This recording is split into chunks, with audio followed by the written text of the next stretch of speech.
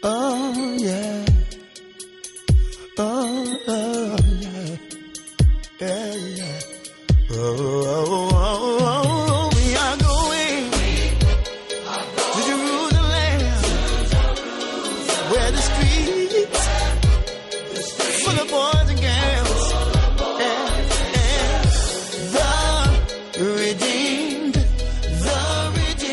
the Lord will rule with Christ and live forever. The title of this lesson, this is a long title, but I do my titles because I have a story I want to tell in the title. And the title of this lesson is The Coming of the King of Israel, to proclaim his kingdom in peace and take it by war. The coming of the King of Israel, to proclaim his kingdom in peace and take it by war. Because, sisters and brothers, Jesus is the future King of Israel. This is what we don't understand.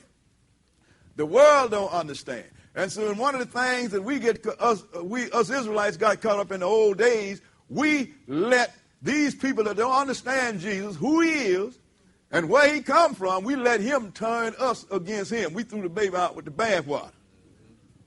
But the Jesus of the Bible don't fit the Jesus that come out of Rome, sisters and brothers. No kind of way. He just don't fit.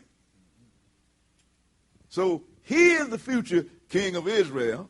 But before he came, man was locked under a death sentence. Because and the death sentence started when Adam and Eve sinned in the garden.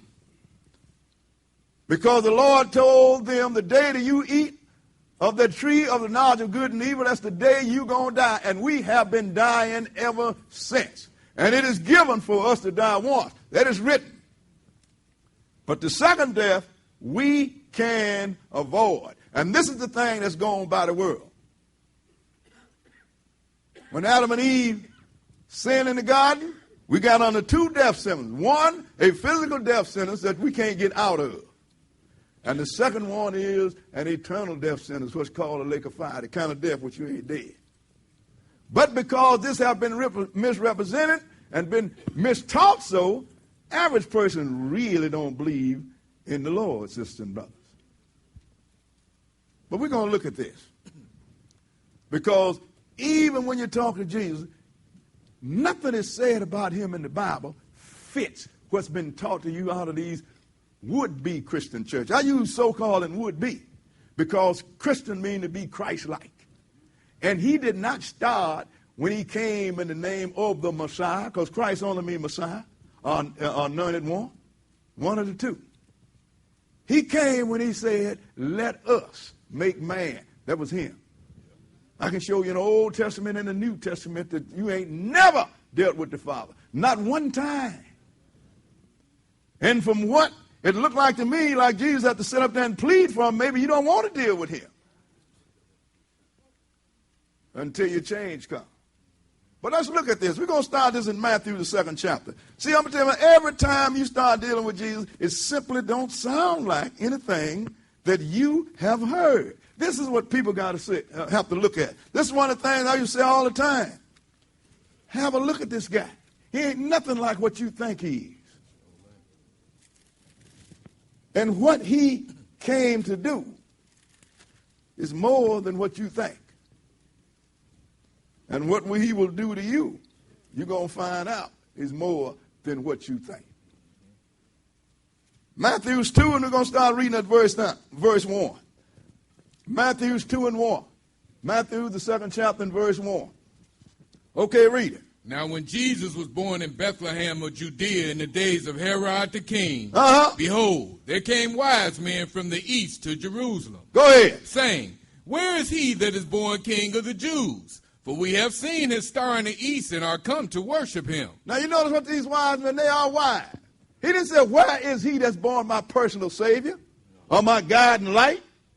Where is he that's born King of the Jews? Why is it that all of these churches that's supposed to be Christian don't ever use terminology like that? King of the Jews. Go ahead and read. 3. When Herod the king had heard these things, he was troubled, and all Jerusalem with him. Now, who is Herod? This is Herod the Great, sister and brother. You can go in there and look under the head of Herod the Great, then you will find out why all of Jerusalem was trouble when this guy got trouble. Because when this guy get trouble, somebody died. And when he tried to kill Jesus, sister and brother, that wasn't nothing new for Herod. Herod killed his brother-in-law because he thought he had designs on his throne. He killed a couple of his sons because he thought they wanted to get on his throne. He killed one of his wives because he thought she was plotting to take over his throne. So now when somebody comes and say he is born king of the Jews, and the Romans have appointed Herod king of the Jews, what you think Herod going to try to do? He going to practice what he been doing. Kill him. See, but don't nobody read history. You get people that's teaching the Bible that think history ain't no good. You have to deal with both of them, sister and brother. But go ahead and read. 4. And when he had gathered all the chief priests and the scribes of the people together, he demanded of them where Christ should be born. And they said unto him, in Bethlehem of Judea. Go ahead. For thus it is written by the prophet. Now when he came, he didn't go and ask the Roman sisters and brothers. He brought the Israelites, the scribes and Pharisees, and demanded. He didn't request, he demanded, because he know that Israel are supposed to know what God is doing at all time and all generations. That's right. He demanded. And they said, in Bethlehem of Judea. Why? Go ahead. 6. And thou, Bethlehem, in the land of Judah, art not the least among the princes of Judah. Go ahead. For out of thee shall come a governor that shall rule my people Israel. Now, you've heard about Jesus in these churches. Have you even heard this statement? Think about what you read now. Say, look, so he's going to be born in Bethlehem. Because the prophet said, out of thee, Bethlehem, shall come a governor that shall rule my people Israel. But Israel is a little broader than we think, sisters and brothers. Because Israel have not taught the word, the Bible, it's because Gentiles been dealing with it. They don't understand that Israel is God's name. Our father's name is Jacob. And the Lord adopted Israel and gave him his name. That's what you do when you adopt somebody. That's why when he sent Moses down there to Pharaoh, he told Pharaoh, Israel is my son, even my firstborn. If he is your firstborn, that means you have some more coming, don't you? Now, he done adopted the whole nation, so where the rest of these children going to come from? From the rest of the sons of Adam. And when you adopt somebody, you give them your name. That's why the Lord is always talking about Israel. You polluting my holy name. It is his name. He said, so out of him, out of Bethlehem shall it come, who is to be ruler, or governor, and shall rule my people Israel. They quoted the prophets, didn't they? Let's go and look at this prophecy. Let's go into Micah, the 5th chapter. Micah, the 5th chapter. Say, sisters and brothers, if you are an Old Testament scholar, or either you are a New Testament Christian, you know what you are? You are a glass half full and half empty. Anytime you cut this book in half, you have rendered yourself inadequate. Because you're going to lose a whole lot. Because when you get some understanding, sister and brother, you find out that everything that's happened in the new book has already been written. It had to happen. Micah, the 5th chapter. Micah chapter 5. And we're going to start at verse 1. 5 and 1. This is why these guys knew what Jesus was going to be born. Because the prophets wrote it. Go ahead and read. Now gather thyself in troops, O daughter of troops.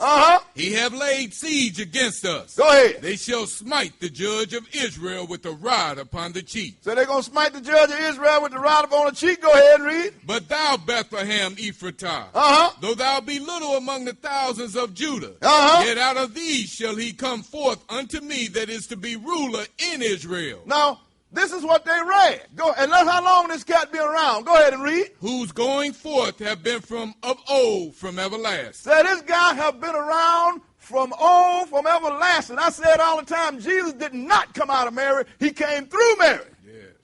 This is what people don't understand. Isaiah let you know he looked up on the earth to try and get somebody to intercede for this man, but he couldn't find nobody clean enough. So he said, I got to do it myself. But you notice that when he referred to this guy, he is a ruler in Israel. Always there.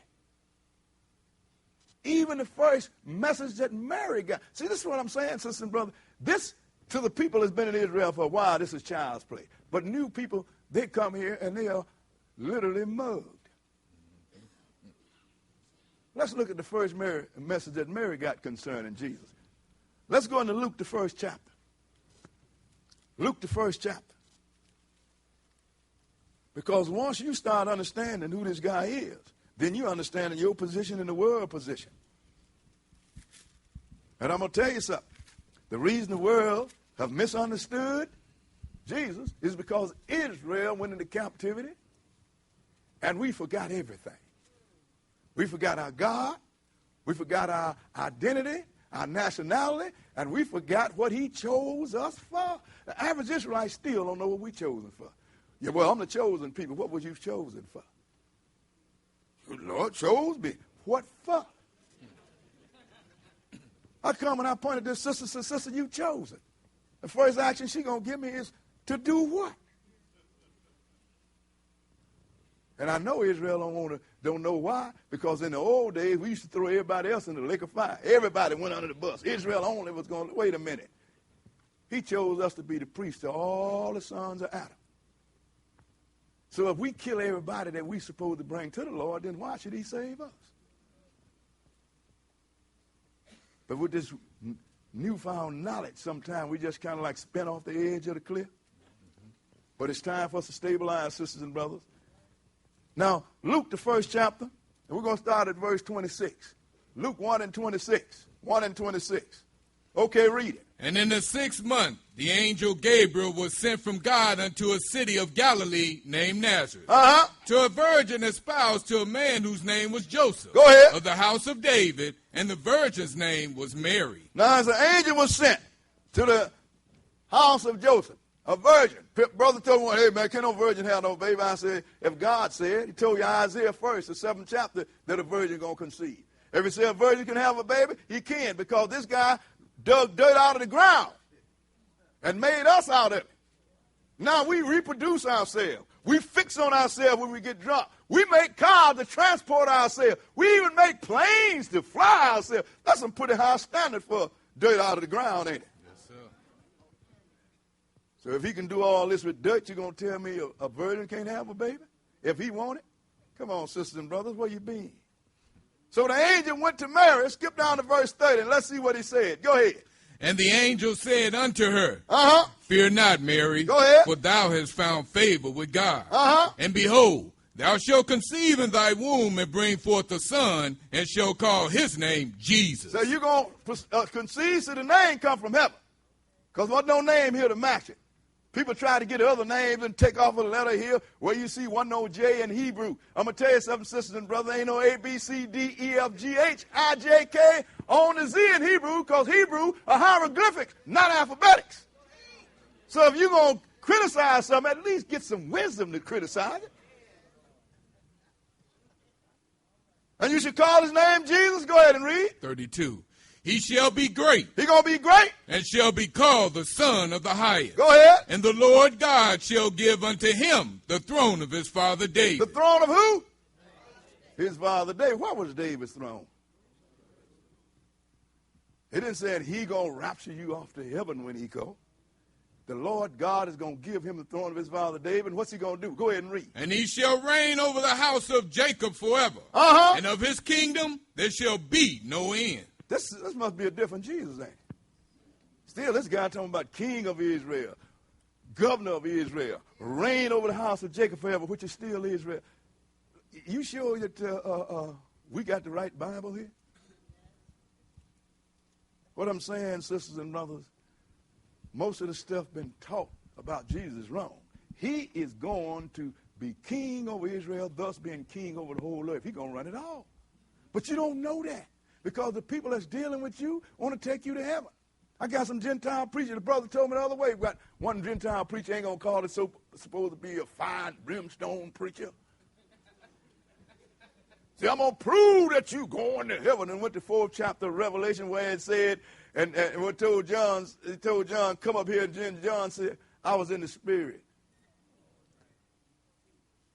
He always was in the Spirit on the Lord's day. His body was on the Isle of Patmos. He didn't go nowhere.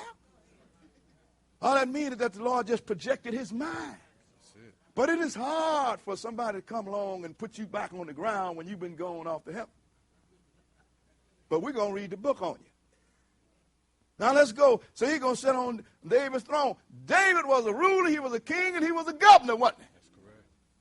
Yes, sir. Now let's go into Isaiah the 9th chapter. This guy had to sit where he had to sit, sisters and brothers. Jesus couldn't do nothing else, because if he did anything other than what he did, he is not the Messiah or the Christ or the anointed one. That's why he had to be in the grave for 3 days and 3 nights, because the prophet said he had to be there.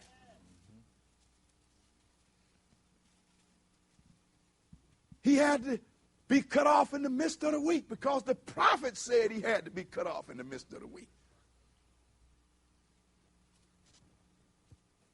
That's why if you don't understand both books, you have that half full and half empty glass. You are woefully inadequate. It's all that simple, sisters and brothers. Isaiah 9, let's start at verse 6. Isaiah 9, and we're going to start reading at verse 6. Okay, read it. For unto us a child is born. For unto us a child is born. Go ahead. Unto us a son is given. A son is given. Go ahead. And the government shall be upon his shoulder. And the government shall be upon his shoulder. Go ahead and read. And his name shall be called Wonderful. Wonderful. Counselor. Counselor. The Mighty God. The Mighty God. The Everlasting Father. Uh-huh. The Prince of Peace. You ever seen anybody on earth that got all these titles here? Have there ever been anybody in the past that have all these titles? And this puts him beyond a man, don't it? Yes. Mighty God. No, he is not the Father, but he is our Father, because he followed us in the Word. The Prince of Peace, where is he? Go ahead and read. 7. Of the increase of his government and peace there shall be no end. Go ahead. Upon the throne of David. Upon the throne of who? David. Why is it then that the angel told Mary that he was going to be on the throne of David? Because the prophet Isaiah said he got to sit there. Mm-hmm. That's right. This is what you got to understand. Jesus ain't no accident. All his movements have been calculated. Even when Peter was telling them Jews that they had slain Jesus, it said his determined death. It had already been determined. And we're going to show you that. So, up on the throne of David, he's going to rule. Go ahead and read. And upon his kingdom, to order it and to establish it with judgment and with justice from henceforth even forever. So, we still on earth, ain't we? David never went to heaven. I can read in the Bible where David never went and he ain't going to go. But David was in Jerusalem, sisters and brothers. These are things that we have to pay attention to. Well, Brother Boy, that's simple. That's simple to you, but the world at large is still messed up. That's one of the biggest arguments that Steve is having over there. They don't know who Jesus is, and everybody's still trying to fly off to heaven. And you have to grab him and force him back down on this earth with the book. Let's go to Isaiah 42. Because we need to understand that we have been mistaught, sisters and brothers. We need to understand that. See, the first step to learning is to realize that you have been misinformed. As long as you think that you have been properly informed, you don't look for anything else. Like I said all the time, man not hungry, he don't go to the refrigerator. But once you realize that you have been uninformed, now you start your search. I want to know what the truth is now. But until you come to that conclusion that you have been misinformed, ain't nobody going to look for nothing. You got a pocket full of money, why go to work? Isaiah 42 and verse 1. 42 and 1. Go ahead and read. Behold my servant, whom I uphold, mine elect, in whom my soul delighteth. Uh-huh. I have put my spirit upon him. Uh-huh. He shall bring forth judgment to the Gentiles. So this one I've elected, I'm going to put my spirit on him, and he's going to bring forth judgment to the Gentiles. Go ahead and read. He shall not cry, nor lift up, nor cause his voice to be heard in the street. A bruised reed shall he not break, and the smoking flax shall he not quench. He shall bring forth judgment and unto truth. No, say he ain't going to cry. He ain't going to lift his voice up in the street. Say he going to be so gentle. That's at this time. A bruised reed he is not going to break until he bring judgment on the truth. Go ahead and read. 4. He shall not fail, nor be discouraged, till he have set judgment in the earth, and the isles shall wait for his law. Saying this guy's not going to fail until he brings judgment in the earth. In other words, he's going to put righteousness, straighten this earth out, and all the isles, the whole world, is going to wait for his law. Yeah. Now let's go find out who this guy is. Let's go into Matthew, the 12th chapter. That's why we have a TV program that's called The Bible Speaks, sisters and brothers. You can just go and let the Bible interpret the Bible. Only reason I'm doing all this talking because I got a big mouth and I like to talk. But I can take you, I can say, let's go here. You read, now let's go here. That's going to take care of that. Now let's go here. That's going to take care of that. But now, you know, you don't want that. You like to be screamed at, too. You used to preach a screaming at you. So I'm going to mix it a little bit. I'm going to let's go here, and then I'm going to scream at you a little bit. And everybody's happy. Matthew's 12, and we're going to start at verse 14. Matthew's 12, chapter 12, and verse 14. That took him when Stephen said this guy was telling him about Jesus dying Friday, and Stephen went and read. He didn't even know it was in the Bible. In 12th chapter of Matthew, about 3 days and 3 nights. He was waiting on it. He never said another word. You can't get 3 days and 3 nights from Friday. I don't care if you use Chinese man.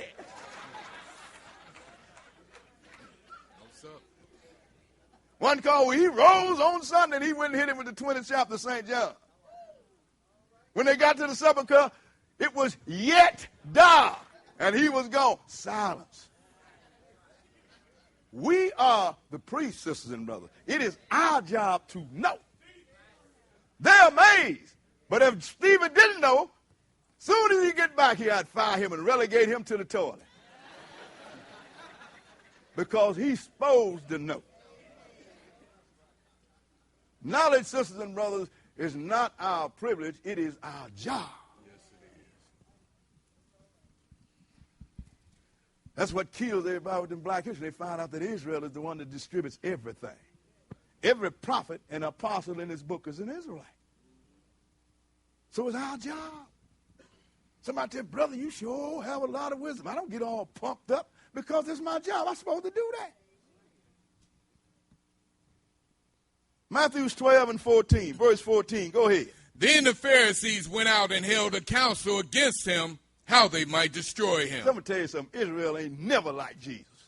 I mean, never from day one. These Pharisees here, they used to be taught in the old days that Jesus was black, but the Pharisees was white. No, I'm telling you now. So a lot of y'all ain't been in the old school, so you don't know about this. But I asked the question one time, why did Judas put himself on the block? All he had to say was, go down there on the mountain. The only white you see down there, that's him. He didn't have to go down and expose himself by kissing him. I said, sometimes we just don't think. But the Pharisees, they were seeking a way to kill him. Go ahead and read. 15. But when Jesus knew it, he withdrew himself from thence, and great multitudes followed him. And he healed them all. Go ahead. And charged them that they should not make him known. See, he didn't want to do no whole lot of hoopla. The people made the hoopla over here. But why did he do that? Go ahead and read. That it might be fulfilled which was spoken by Isaiah the prophet, saying, Behold, my servant whom I have chosen, my beloved in whom my soul is well pleased. Go ahead. I will put my spirit upon him, and he shall show judgment to the Gentiles. We just read that, didn't we? Keep on reading. He shall not strive nor cry, Neither shall any man hear his voice in the streets. Go ahead. A bruised reed shall he not break, Uh-huh. and smoking flax shall he not quench, Uh-huh. till he send forth judgment unto victory. They said he ain't going to do that until he bring forth judgment to the earth, didn't he? Go ahead and read. And in his name shall the Gentiles trust. And they will. And they trust in his name now. But we don't. Don't you know he told you that in Malachi, the first chapter, 1 and 11. You can read it on your own. He said, from the rising of the sun until the going down of the same, my name shall be great among the Gentiles. So what is the greatest name among the Gentiles? Jesus. He had to know what his name is. You act like the Lord don't know what his name is. That's why I tell people you need to read before you start to fight. Sometimes you might find yourself fighting for nothing. So now we know that Isaiah was talking about Jesus, don't we? Yes, sir. We know that. Now let's go back to Isaiah 61. So we're gonna give him his peacetime, but then again, too, he got some wartime, sisters and brothers. I tell people, you don't know this guy, Jesus. This guy drowned the whole world. Just saved 8 people. You get somebody to get hot and drown the whole world, you don't want to mess with him. You understand what I'm saying? But it's one thing you can trust in it. In the drowning of a whole world, he looked in there and saw that one righteous man and his household and saved him. That's the comfort. That's the comfort. But we got to look at who we're dealing with here, sisters and brothers. Because people keep lying on him. Israel like to rag on him. But I say you better learn about this guy. Isaiah 61 and 1. Now we're going to pay some attention. Isaiah 61 and verse 1. Okay, read it. The Spirit of the Lord is upon me, because the Lord have anointed me to preach good tidings unto the meek. He has sent me to bind up the brokenhearted. Go ahead. To proclaim liberty to the captives. Now the Lord has sent this guy to do all this good stuff. Go ahead and read. And the opening of the prison to them that are bound. To proclaim the acceptable year of the Lord, and the day of vengeance of our God. To comfort all that mourn. Well, he got a lot he's supposed to do, ain't he? Yes, go ahead and read. To appoint unto them that mourn in Zion, to give unto them beauty for ashes. Go ahead. The oil of joy for mourning. The garment of praise for the spirit of heaviness. That they might be called trees of righteousness. The planting of the Lord, that he might be glorified. So now he's supposed to go. And he's supposed to let the people know about Israel. He is supposed to restore this. And the people, and make sure that the people be called trees of righteousness. We haven't done it yet, but we're working on it. Go ahead and read. 4. And they shall build the old wastes. They shall rise up the former desolations. Go ahead. And they shall repair the waste cities, the desolations of many generations. See, and this is talking about when Israel go back. Now, quite naturally, it's not taught by the Gentiles because they don't want to worry about on people going nowhere else. But everybody always got in their mind they might have to go back. Everybody talks about the old country. Yeah. You don't talk about the old country because you don't know what the old country is. Where you from, brother? I'm from Africa. I'm from Africa. Ask the European or Gentile or white person, where you from? Well, I'm from Russia. I'm from Germany. I'm from France. You know why? Because they are calling their family up on a continent. Africa is a continent. And before the Suez Canal was man-made, don't you know what's called the Middle East was on the African continent too? Those are the sons of Ham that run all the Canaanites. That's why I tell somebody all the time, what kind of word is the Middle East? You either east or you west.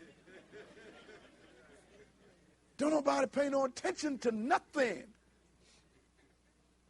So he said, and they're going to build the waste places. That's going to happen. Go ahead and read. 5. And strangers shall stand and feed your flocks. And the sons of the alien shall be your plowmen and your vine dressers. You're going to get to hire somebody for a change. That don't fit.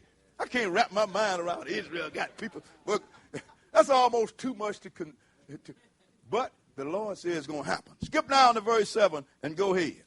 Verse 7. Go ahead, read it anyway. In fact, keep on reading. Let's read some of this stuff. I got some time. Go ahead. For your shame ye shall have double, and for confusion they shall rejoice in their portion. Therefore, in their land they shall possess the double, everlasting joy shall be unto them. Now, this is when Israel go back, but go ahead and read. For I, the Lord, loveth judgment. I hate robbery for burnt offerings. And I will direct their work in truth. And I will make an everlasting covenant with them. And their seed shall be known among the Gentiles. And their offspring among the people. All that see them shall acknowledge them that they are the seed which the Lord hath blessed. So who's acknowledging you now? Who know about you now? But when this guy that had the Spirit of the Lord God upon him come, he going to do all of this stuff. And let's find out who this guy is that was sent to do all of this stuff. Let's go into Luke, the 4th chapter.